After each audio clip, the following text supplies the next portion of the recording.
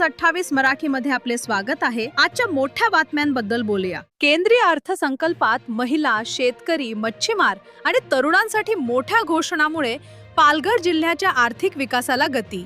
नुकत्याच सादर करण्यात आलेल्या केंद्रीय 2026 अर्थसंकल्पात पालघर जिल्ह्यासाठी विकासाचे नवीन दरवाजे उघडले आहेत। या बजेटमध्ये पालघरच्या सर्वांगीण विकासावर विशेष भर देण्यात आला असून महिलांपासून मच्छीमारांपर्यंत आणि शेतकऱ्यांपर्यंत सर्वांसाठीच आनंदाची बातमी आहे।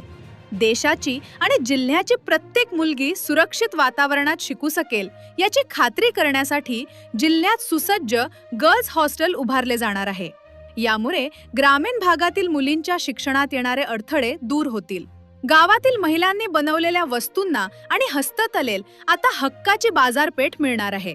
महिलांची उत्पादने शहरात आणि जागतिक स्तरावर विकण्यासाठी शी मार्ट उघडले जातील। यामुळे पालघरच्या महिलांच्या हाताला काम आणि खिशात पैसा येईल।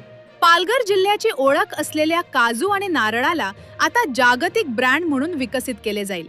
सरकारने यासाठी विशेष तरतूद केली असून यामुळे आपल्या शेतकऱ्यांचा माल जगभरात पोहोचेल आणि त्यांना त्यांच्या कष्टाचा योग्य मोबदला मिळेल। समुद्रकिनारी वसलेल्या पालघरमधील मच्छीमारांसाठी सरकारने ऐतिहासिक निर्णय घेतला आहे। आता मच्छीमार बांधवांनी पकडलेल्या मासळीवर त्यांना कोणताही टॅक्स किंवा ड्युटी द्यावी लागणार नाही।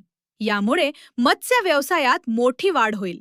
पालघरच्या तरुणांच्या हाताला काम मिळावे आणि नवीन उद्योग सुरू व्हावेत यासाठी सरकारने 10,000 कोटी रुपयांचा स्वतंत्र निधी तयार केला आहे। यातून नवीन स्टार्टअप्स आणि नोकऱ्यांच्या संधी उपलब्ध होतील। जिल्ह्यातील जुन्या आणि बंद पडलेल्या कारखान्यांना पुन्हा चालू करण्यासाठी 200 जुन्या औद्योगिक वसाहतींना पुनरुज्जीवित केले जाईल। यामुळे पालघरमधील तारापूर, बोईसर, वाडा, कुडूस यासारख्या औद्योगिक क्षेत्राला पुन्हा अच्छे दिन येतील। हा अर्थसंकल्प पालघरच्या विकासाला नवी दिशा देणारा ठरेल असा विश्वास व्यक्त केला जात आहे। वार्ताहर इंडिया न्यूज 28 साठी प्रणय प्रभाकर पाटील, पालघर जिल्हा ब्युरो चीफची रिपोर्ट।